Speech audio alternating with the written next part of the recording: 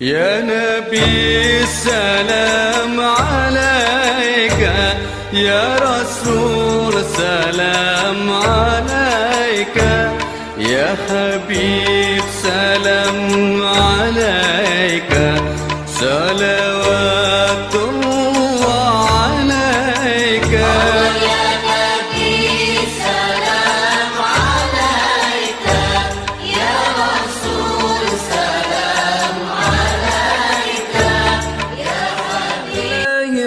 Bismillahirrahmanirrahim. Sebelum video ini dimulai, pastikan kamu sudah mengklik tombol like, subscribe, lonceng, dan share ke teman-teman. Assalamualaikum warahmatullahi wabarakatuh. Alhamdulillah wassalatu wassalamu ala rasulillah. Bapak-bapak, ibu-ibu, anak-anak kami, malam ini kita akan membahas tentang peristiwa Isra dan Mi'raj. Namun diawali dulu dari latar belakang dan tujuan dilakukannya perbuatan Isra dan Mi'raj ini. Bapak Ibu rahimakumullah, ada 3 peristiwa besar yang sangat berpengaruh kepada jiwa Nabi yang terjadi sebelum Isra dan Mi'raj itu dilangsungkan. Ada 3 peristiwa besar yang berpengaruh kepada jiwa Nabi sebelum Isra dan Mi'raj itu dilangsungkan. Apa ketiga peristiwa itu? 1. Nabi kematian paman kandung beliau, Abu Talib. Abu Talib ini selama ini adalah pembela Nabi dari gangguan kaum kafir Quraisy. Dengan wafatnya pembela beliau, maka tentu kafir Quraisy menjadi berani untuk melakukan berbagai tindakan yang tidak baik. Bahkan nanti terakhir Nabi akan dibunuh menjelang Nabi hijrah ke Madinah. Jadi begitulah orang-orang kafir Quraisy merasa lega dengan kematian Abu Talib. Tidak ada lagi yang akan menghalangi hasrat mereka untuk membunuh Nabi. Jadi kematian paman itu membuat Nabi sangat sedih. Karena apa? Paman inilah yang menggantikan posisi ayah kandung beliau. Setelah ayah kandung beliau wafat, Abu Talib ini yang berperan menggantikan posisi ayah beliau. Abu Talib yang mengajari Nabi berdagang ke Syam, ke Syria. Abu Talib yang meminangkan Khadijah untuk jadi istri Nabi. Banyak sekali jasa beliau kepada Nabi. Lalu wafat. 1 itu peristiwa membuat Nabi sedih, berduka. Yang kedua, istri beliau. Jadi selama nikah dengan Khadijah, Nabi tidak punya istri yang lain. Istri Nabi cuma itu satu-satunya. Selama 37 tahun jadi istri Nabi. Sekarang diwafatkan oleh Allah. Maka Nabi sangat berduka. Kematian istri yang selain daripada istri juga adalah penyandang dana untuk menyiarkan Islam di Mekah itu. Wafat. Yang ketiga, terjadi kesepakatan di kalangan kafir Quraisy untuk melakukan pemboikotan ekonomi. Apa bentuknya? Tidak boleh transaksi dengan orang Islam. Apapun bentuk transaksi itu. 1, jual beli. 2, sewa menyewa. 3, upah mengupah. 4, pinjam meminjam. Tidak boleh. 5, menikah, karena menikah juga transaksi, tidak boleh dengan orang muslim. Itu membuat apa? Orang muslim terpaksa harus melakukan transaksi ekonomi dengan sesama muslim saja. Dan itu merepotkan sekali. Karena jumlah umat Islam masih terlalu sedikit. Ada kebutuhan-kebutuhan yang tidak dijual oleh orang muslim, itu kan harus dibeli kepada kafir Quraisy, sementara mereka tidak mau menjualnya. Nah, keadaan inilah yang kemudian memaksa Nabi untuk menyuruh para sahabat hijrah ke Ethiopia. Ethiopia itu jauh Di Afrika Tengah sudah beda benuanya itu. Nabi di Mekah benua Asia, Ethiopia itu di benua Afrika. Harus hijrah, kenapa? Tidak mungkin lagi hidup di Mekah. Ekonomi sudah morat-marit di kalangan orang Islam. Belum lagi berbagai penyiksaan yang dilakukan oleh orang kafir Quraisy kepada para sahabat Nabi. Semua itu berakibat Nabi berduka, karenanya dinamai tahun peristiwa itu dengan Amul Huzni. Amul Huzni, tahun, huzni duka cita. Jadi tahun itu Nabi berduka cita, satu paman beliau wafat, Abu Talib, dua istri beliau wafat, Khadijah bintu Khuwailid, tiga pemboikotan ekonomi dan penyiksaan orang-orang Islam oleh kafir Quraisy. Maka itu yang melatar belakangi kemudian Allah mengisra' mi'rajkan Rasulullah. Mengurangi rasa duka itu. Beranjang sana ke langit. Tapi tujuan bukan beranjang sana, itu cuma latar belakang saja. Tujuan apa? Menjemput ibadah yang paling penting dalam Islam. Ibadah salat fardu yang 5 kali sehari semalam. Bagaimana sangat pentingnya ibadah salat itu? Satu, salat itu mensucikan dari dosa. Jadi kita cuma salat, tidak istighfar, tapi dosa jadi gugur. Suatu kali Nabi bertanya kepada para sahabat beliau, "Lau kana fi amami buyutikum nahrat fataltasiluna khamsa marrat fi kulli yaumin afi jasadikum, apakah pada kulit kalian masih ada kotoran atau daki?" Itu pertanyaan Nabi. Kalau di depan rumah kalian ada anak sungai yang kalian mandi 5 kali sehari semalam di anak sungai itu. Tentu sahabat serentak menjawab, tentu kulit kami jadi bersih Rasulullah. Kata Rasulullah apa? Kadzalika tutahhirus salata dzunubakum. Begitu salat mensucikan kalian dari dosa-dosa kalian. Jadi artinya apa? Bahwa dosa gugur akibat mengerjakan salat tanpa istighfar itu. Ya, salat cuma dikerjakan, gugur dosa. Itu pentingnya yang pertama, salat menggugurkan dosa. Yang kedua, salat itu dijemput Nabi ke hadapan Allah karena keistimewaannya yang tidak dimiliki oleh ibadah lain. Apa itu? Alat pembeda antara orang muslim dengan orang kafir. Al-farqu bainal muslimi wal kafiri fis salah. Beda orang mukmin dengan orang kafir terletak pada salat. Kalau dia salat itu orang mukmin, orang muslim itu. Kalau tidak, sama dengan orang kafir. Sama-sama tidak salat. Jadi bukan puasa, bukan zakat, bukan haji alat pembeda kita dengan orang kafir, tapi justru ibadah salat. Begitu pentingnya ibadah salat itu sehingga harus dijemput. Yang ketiga, nanti di akhirat yang pertama sekali dihisab salat kita. Inna awwala ma yuhasabu bihin nasu yaumal qiyamah as-salah. Sesungguhnya pertama sekali dihisab dari manusia di akhirat salatnya. Kalau salatnya bagus, itu hisab yang lain-lain mudah. Tapi kalau salatnya tidak bagus, hisab yang lain-lain jadi sulit. Jadi harus salat itu bagus. Bagus artinya apa? Tidak lalai, khusyuk, rukun syaratnya dipenuhi, dikerjakan dengan tumakninah dan seterusnya. Itu salat yang baik itu. Lalu apa lagi? Salat itu adalah ibadah berupa komunikasi langsung dengan Allah Subhanahu wa taala. Tidak ada ibadah lain dalam Islam yang bisa kita berkomunikasi kecuali salat.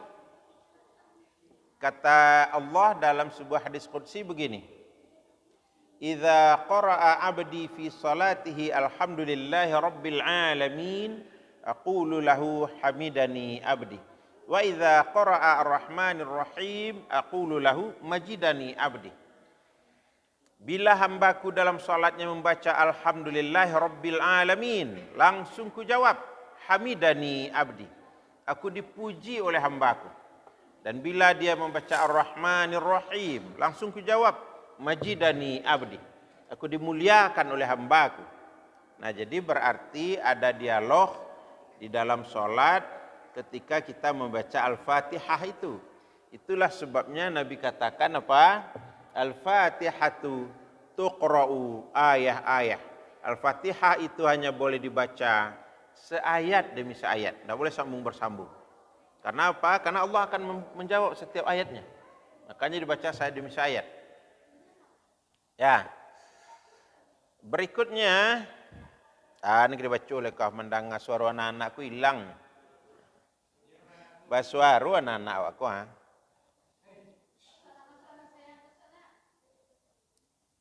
Ya, jadi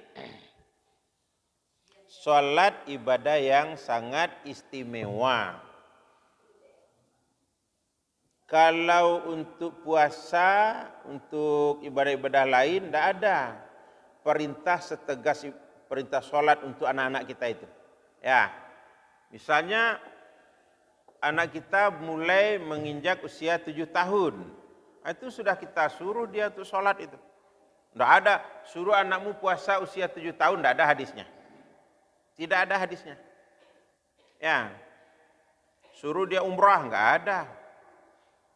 Suruh dia bersedekah, enggak ada. Tapi kalau salat, muru sibyanakum bis salati fi 7 sanawat wadribuhum fi 10 sanah. Suruh anak-anakmu salat kalau sudah berusia 7 tahun. Pukul mereka kalau tidak salat setelah berusia 10 tahun. Tidak ada itu, pukul lah kalau dia tidak puasa, tidak ada itu. Ya. Jadi oleh karenanya salat itu harus diperintahkan. Walaupun di awal-awal anak itu terpaksa mengerjakan. Tidak apa-apa, abang harus dipaksa. Nah, nanti itu akan jadi kebiasaannya, bahkan akan jadi kebutuhannya menunaikan salat. Apa benar salat itu jadi kebutuhan kita? Oh iya. Menurut penemuan ilmiah, orang salat itu lebih sehat daripada orang tidak salat. Lebih sehat, apanya? Semuanya. Kita lihat dulu kesehatan badan. Bagaimana salat itu mencegah berbagai jenis penyakit. Misalnya, ketika kita sedang rukuk, itu punggung kita, panggul kita, sampai ke tumit kita semuanya meregang. Meregang itu. Nah, lalu kemudian ketika bangkit dari sujud, semua mengendor kembali. Itu apa? Satu, melancarkan peredaran darah. Dua, menghilangkan atau mencegah kemungkinan kita penyakit urat terjepit itu apa namanya itu? Nah, saraf terjepit itu terhindar kita. Kalau rukuknya benar, tidak asal rukuk saja gitu. Lalu yang lebih hebat daripada rukuk apa? Sujud. Apa yang kita lakukan saat sujud? Cuci darah di otak secara gratis. Itu yang kita lakukan ketika sujud. Cuci darah di otak secara gratis. Ketika kita sujud, jantung yang tugasnya memompakan darah, posisinya lebih tinggi daripada otak kita. Karena darah adalah zat cair, berlaku sunnatullah pada zat cair. Menuju ke tempat yang lebih rendah. Itulah zat cair. Dipompakan oleh jantung, didorong semua darah yang ada di urat-urat saraf ini, untuk kemudian ketika kita bangkit dari sujud, turunlah semua darah itu. Diganti oleh darah baru yang sudah dipompakan tadi. Berakibat apa? Terjadi cuci darah. Pergantian darah kotor dengan darah baru. Hanya ketika sujud. Coba kalau orang tidak sujud. Tidak ada cuci darah di otak. Itu yang mudah apa? Terjadi penyumbatan pembuluh darah di otak. Mungkin dia sholat tapi sujudnya sebentar saja. Sebentar saja tidak terjadi cuci darah. Makanya kata Nabi, tidak sah sholat kamu, ulangi lagi sholatmu itu. Ukarir sholatak, ulangi lagi sholatmu. Kenapa? Sujudnya sekedar meletakkan kening saja. Lalu bangkit, itu tidak sah itu. Jadi betul-betul sempurna sujud itu, baru boleh bangkit. Ternyata hikmahnya apa?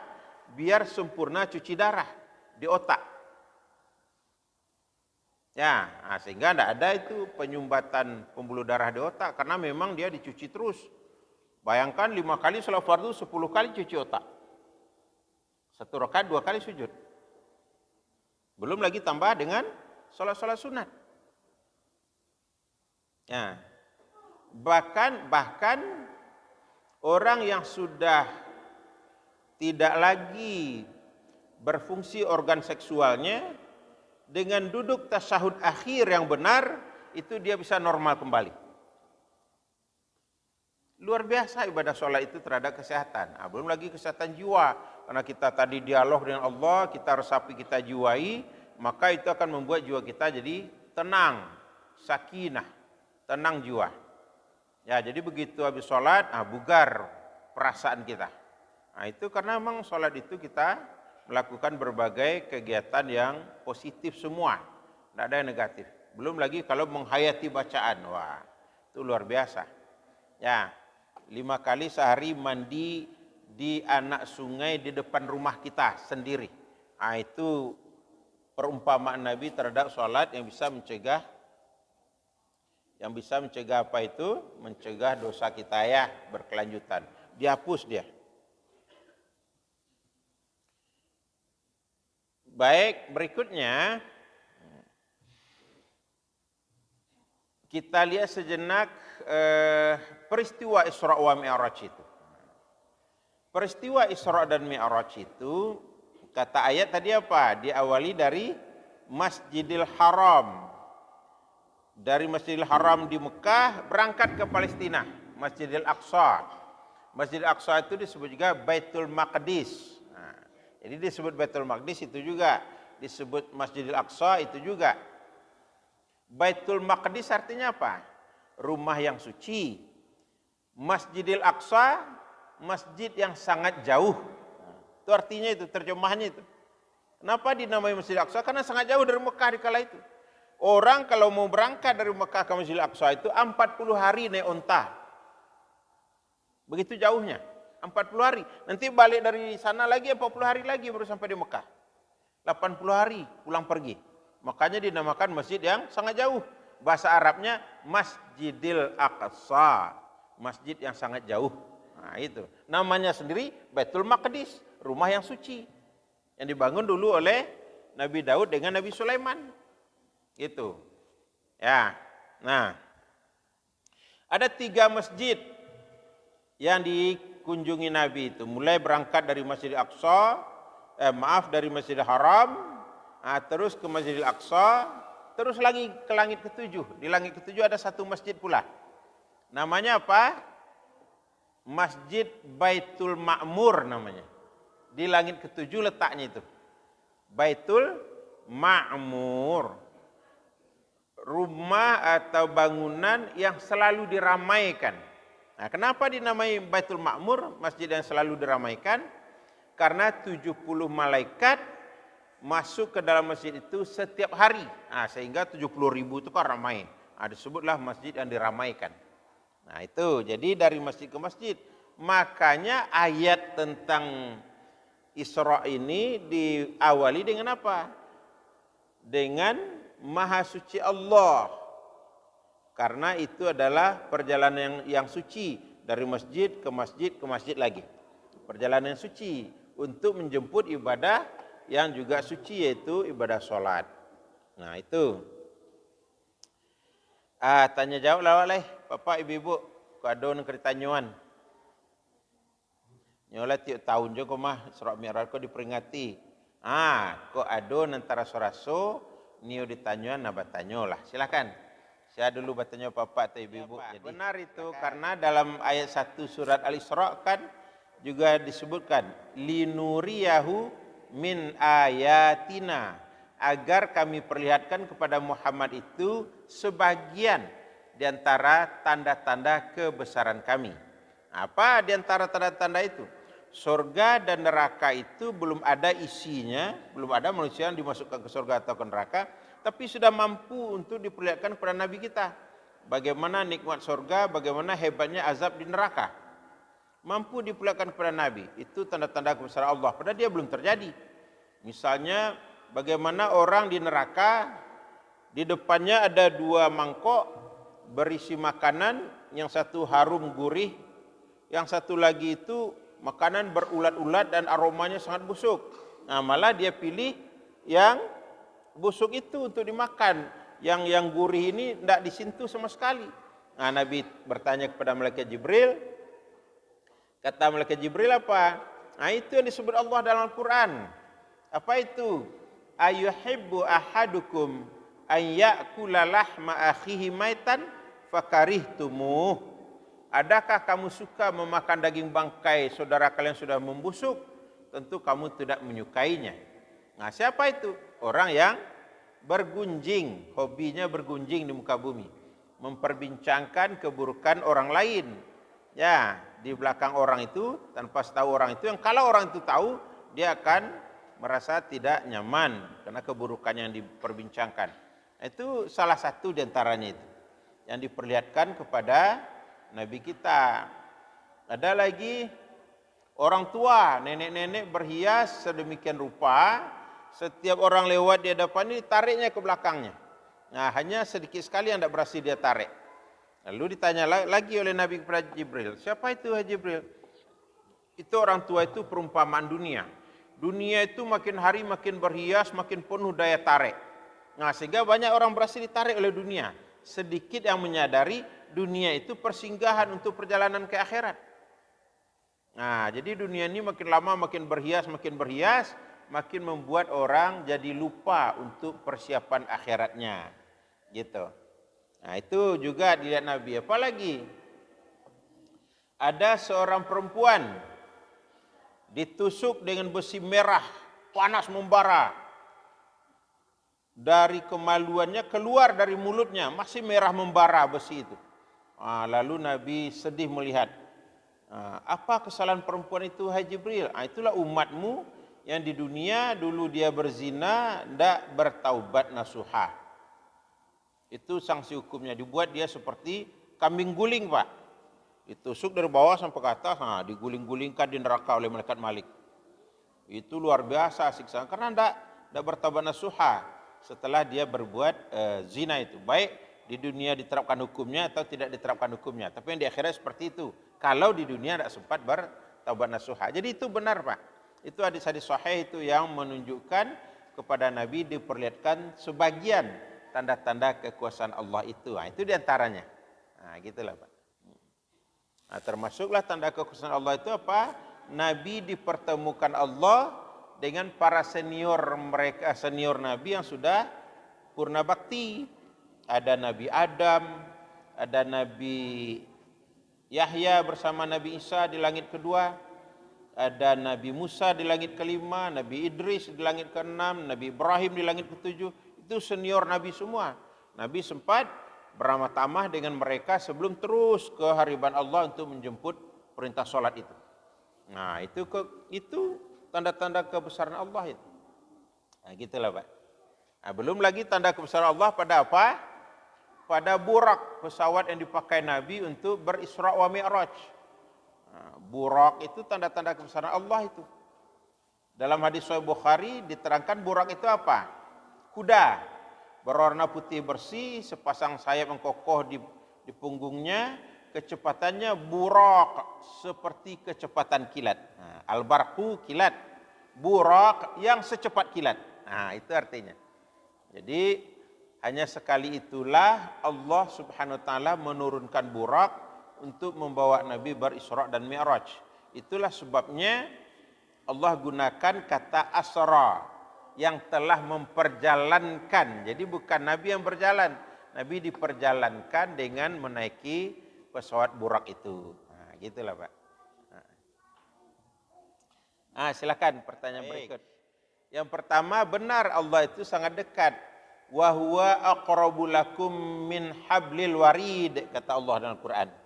Allah itu sangat dekat kepada kalian, mengalahkan dekatnya urat leher kalian sendiri. Begitu sangat dekatnya Allah kepada kita. Kalah urat leher kita. Urat leher ini di leher kita letaknya. Lebih dekat lagi Allah di situ daripada itu. Kenapa? Urat leher kita enggak tahu, Pak, apa yang ada di jiwa kita. Apa yang tergores-gores dalam hati.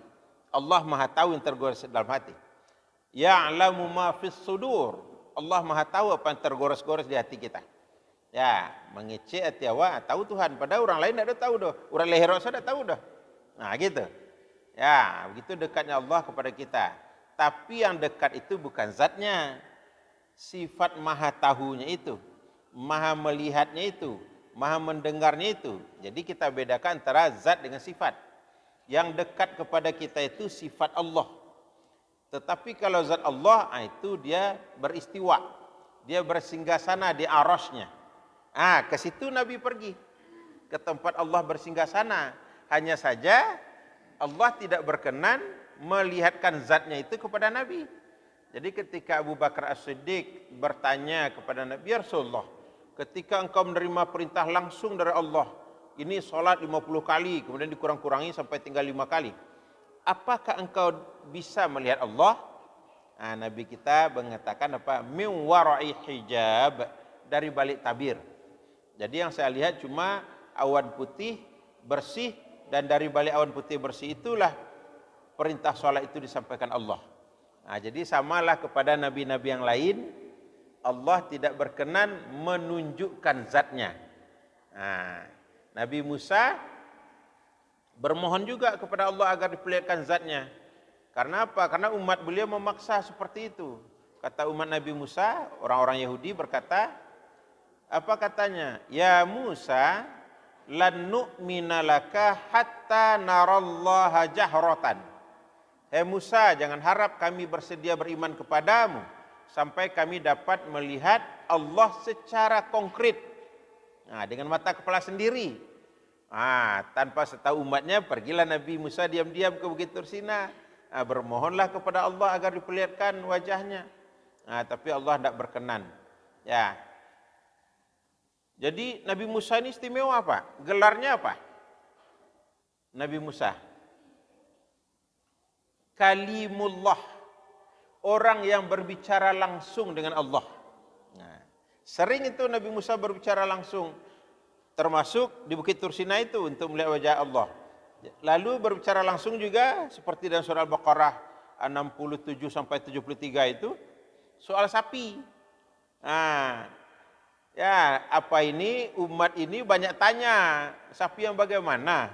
Gitu kan. Warnanya seperti apa? Umurnya berapa? Ciri-cirinya bagaimana? Itu Nabi Musa terpaksa bertanya kepada Allah langsung. Lalu Allah mengatakan warnanya kuning keemasan. Gitu. Tanya lagi gimana? Lalu tanya lagi kepada Allah. Kata Allah, belum pernah dipakai membajak dan mengairi tanaman.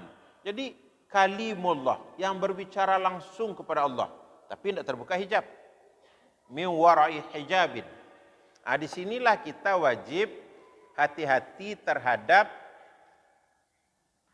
pernyataan sementara orang yang mengaku sebagai murid dari seorang guru tarekat, yang kata si murid, gurunya itu sudah terbuka hijab dengan Allah. Para nabi saja tidak terbuka hijabnya dengan Allah. Bagaimana mungkin guru tarekat terbuka hijabnya dengan Allah? Mana yang lebih dekat antara nabi dengan para guru tarekat kepada Allah? Mustahil mereka dibanding-bandingkan dengan nabi. Jadi di situ tertipunya para pengikut aliran tarekat yang gurunya katanya sudah terbuka hijab dengan Allah gitu. Tidak ada manusia satupun di muka bumi terbuka hijab dengan Allah. Tetapi nanti di surga Firdaus Allah bukakan hijabnya khusus bagi penghuni surga Firdaus. Surah Al-Qiyamah menjelaskan itu. Wujuhun yawma idzin nadhirah ila rabbiha nadhirah. Wajah mereka dalam surga Firdaus itu nanti berseri-seri dan mereka diberi peluang menatap wajah Tuhannya. Umar bin Khattab tanya, "Ya Rasulullah, Allah itu kan gaib, kita konkret. Bagaimana kita yang konkret bisa menatap wajah Allah yang gaib?" Apa kata Nabi? "Hai Umar, kalau bulan purnama bisa tidak kamu melihat langsung bulan purnama?" Bisa. Begitulah nanti dalam surga Firdaus umat Islam melihat Allah. Jadi ditangguhkan oleh Allah untuk melihatkan wajahnya kepada manusia, termasuk kepada para nabi sekalipun.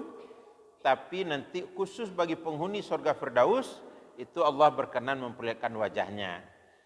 Tentu Dengan begitu, kalau ingin melihat wajah Allah, tawajjuh billah, nah itu kita harus jadi penghuni surga Firdaus dulu. Sementara untuk jadi penghuni surga Firdaus, persyaratannya tidak enteng, amat sangat berat. Al-Mu'minun 1 sampai 10, itu persyaratannya di situ. Nah itulah Pak, jadi sungguh pendekat tapi jauh gitu. Dekat itu apa? Sifat-sifatnya. Dia maha mengetahui, dia dekat dengan kita. Saking dekatnya tahu dia isi hati kita. Dia maha melihat kita, dia maha mendengar apa yang kita ucapkan, kita cuma berdua saja. Bersepakat untuk apa? Menerima suap dengan yang akan menyuap gitu. Berdua saja. Tidak ada orang lain tahu, tapi Allah maha tahu. Gitulah sifat-sifat itu dekat dengan kita. Tapi kalau zatnya beristiwa, bersinggasana di arasnya. Nah, aras itu di mustawa letaknya. Mustawa itu istana Allah. Ini dari langit ketujuh terus ke Sidratul Muntaha, dari Sidratul Muntaha terus lagi ke mustawa. Nah, di mustawa itu dapat perintah salat 50 kali itu. Cuma Nabi tidak melihat singgasana Allah itu seperti apa, zat Allah itu seperti apa. Yang dilihat Nabi cuma awan putih. Nah, gitulah Pak. Padahal sudah di istana Allah itu. Itu soal dekat itu. Sudah terjawab kedua-duanya tadi Pak? Yang satu lagi apa tadi? Oh iya, kok bisa sepertiga malam selesai gitu. Nah itulah dia mukjizat. Tidak masuk akal sehat. Kalau masuk akal sehat itu tidak mukjizat namanya. Tongkat Nabi Musa berubah jadi ular. Tidak masuk akal sehat. Tidak bisa diterangkan secara ilmiah itu. Tongkat bisa membelah laut merah, luar biasa. Tongkat kok membelah laut gitu. Tidak bisa diterangkan secara ilmiah itu. Dari celah jari keluar air minum yang cukup untuk sekian ribu tentara. Hanya dengan telunjuk Nabi kita, bulan purnama belah dua. Tidak bisa dicerna dengan logika itu. Daya nalar. Nah itulah mukjizat. Jadi mukjizat itu apa? Sesuatu yang luar biasa yang Allah berikan kepada para nabi dan rasul untuk memperkokoh bukti kenabiannya. Nah gitu. Kalau tidak punya mukjizat, tidak nabi itu. Tidak nabi. Jadi supaya ketika dia membuat pengakuan kepada umatnya bahwa dia nabi, mana mukjizatnya? Nah, mukjizat Nabi apa namanya ini? Nabi Nuh alaihissalam, umatnya yang cingkahak perangai itu beol ke dalam kapal yang dia buat itu. Beol. Tapi ternyata beol itu untuk apa? Obat, matanya buta sejak lahir. Diobati dengan beol. Sembuh. Melihat lagi. Tidak pernah melihat dunia selama ini. Nah itu mukjizat namanya. Ya mukjizat. Peristiwa luar biasa yang khusus Allah berikan kepada para nabi dan rasul untuk memperkuat bukti bahwa dia betul-betul nabi dan rasul dari sisi Allah Subhanahu wa taala. Nah, zaman sekarang kan banyak pula nabi-nabi palsu, Pak. Ada Ahmad Mossadegh dari Bogor. Nah, ngaku sebagai nabi. Ada Lia Aminuddin. Nah, ngaku juga dia sebagai nabi. Ada banyak sudah. Kalau di zaman Nabi, di penghujung Nabi hidup itu ada Musailamah Al-Kadzab. Nah itu berhasil dibunuh oleh tentaranya Abu Bakar As-Siddiq. Ya diperangi lalu berhasil dibunuh. Dua-duanya Nabi suami istri. Ya suami istri jadi Nabi. Musailamah Al-Kadzab ngaku sebagai Nabi, istrinya bernama Sajah. Juga ngaku sebagai Nabi. Nah gitu. Ya jadi tidak ada mukjizatnya, ngaku-ngaku doang itu. Jadi pengakuan yang tanpa bukti ya gitulah. Jadi tidak heran kita bahwa Nabi kita bisa bolak-balik dari Mekah ke apa tadi ke Palestina, Palestina ke langit, langit turun lagi ke Mekah. Nah itu sepertiga malam selesai. Nah itulah mukjizat. Coba kalau tidak dengan mukjizat mustahil terbakar Nabi. Masuk atmosfer bumi ini terbakar. Balik dari angkasa, ruang angkasa itu. Ya, Nabi juga enggak pakai apa namanya alat-alat untuk bisa apa itu selamat dari kemungkinan terbakar masuk atmosfer itu. Nah, tapi bisa. Itulah mukjizat itu. Jadi Mukjizat memang sesuatu yang luar biasa. Bagaimana Nabi Ibrahim alaihissalam dibakar dalam api unggun yang sangat besar, jangankan badan, orang selai bulunya aja nggak kebakar kok. Gitu. Mukjizat namanya. Ya, jadi mukjizat itu hal-hal luar biasa yang Allah berikan khusus kepada para nabi dan rasul untuk membuktikan kenabiannya. Gitulah, Pak. Baik. Alai, pertanyaan Bapak Ibu silakan. Antara Sonio di Tanyuan. Ada, silakan Pak. Iya. Bagus Pak pertanyaannya. Jadi gini, dalam Al-Quran Allah itu kadang menggunakan kata saya atau aku dan kadang menggunakan kata kami. Kalau kami kan menunjukkan banyak, kalau aku itu jelas satu. Nah, gini, kalau Allah gunakan aku itu tidak melibatkan makhluknya. Misalnya surat Toha itu, Innani anallah la ilaha illa ana fa'budni wa aqimis salata li dzikri. Sesungguhnya akulah yang Allah, tidak ada satupun Tuhan yang layak disembah selain aku, maka sembahlah aku dan tegakkanlah salat untuk zikir kepadaku. Itu aku Allah gunakan di situ karena memang dia sendiri tidak menggunakan makhluknya. Tapi begitu Allah menggunakan makhluknya, Allah gunakan kata kami. Kenapa ketika Isra Mi'raj Allah gunakan kata kami? Karena Allah melibatkan makhluknya. Ada Jibril, ada Burak yang dilibatkan. Makanya digunakan kata kami di situ, Pak. Begitu semua kami, pasti setiap ayat kalau ada kata kami dari Allah, itu pasti ketika itu Allah melibatkan makhluknya. Contoh lagi surat Hud ayat 15. Surat ke-11 ayat 15. Man yuridil hayatad dunya wa zinataha nuwaffi ilaihim a'malahum fiha wa hum fiha la yubkhasun. Siapa saja yang ambisius terhadap kehidupan dunia ini, nuwaffi, kami curahkan betul kepada mereka rezeki itu. Kenapa Allah gunakan kata kami? Tidak Allah gunakan aku curahkan rezeki itu, enggak, tapi kami curahkan. Nah, Allah melibatkan makhluknya supaya dapat rezeki itu, maka Allah libatkan banyak orang, banyak manusia.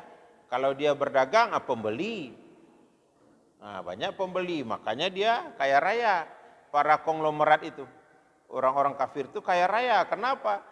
Asal berambisius terhadap kehidupan dunia, Allah curahkan betul. Tapi lihat ayat 16-nya. Ulaikal ladzina laisa lahum fil akhirati illan nar. Mereka lah orang-orang yang tidak ada jatahnya di akhirat sama sekali selain neraka. Itu ayat 16 surah Hud itu. Ya, jadi tidak perlu kita iri kepada orang-orang kaya yang menghalalkan segala cara untuk jadi kaya itu. Malah kita kasihan kepada mereka karena di akhirat tidak ada jatahnya selain neraka. Gitu. Ndak iri ya, ke konglomerat itu kayu surang selah. Isu dia kira calialah. Allah menjanjikan neraka senyo tampeknyo. Itu artinya apa? Ndak kapidah ke surga walaupun umat Muhammad. Gitulah. Gitu Pak. Jadi kalau kami itu berarti pasti Allah melibatkan makhluknya itu. Tapi kalau aku itu ndak melibatkan makhluk itu. Itu betul dia pribadi. Jadi bukan bukan Allah itu banyak, bukan. Dia esa, dia tunggal, dia sendiri. Tidak banyak, cuma digunakan kata kami untuk menunjukkan dia melibatkan makhluknya di situ. Dalam ayat itu. Ya Nabi salam alaika, ya Rasul salam alaika, ya Habib salam alaika, salawatullah alaika.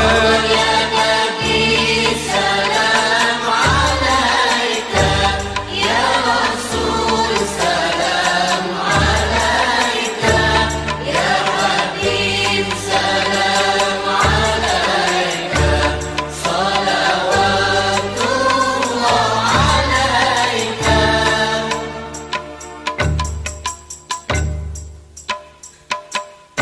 أشرق البدر علينا فاختفت منه البدور مثل حسنك ما رأينا عدت يا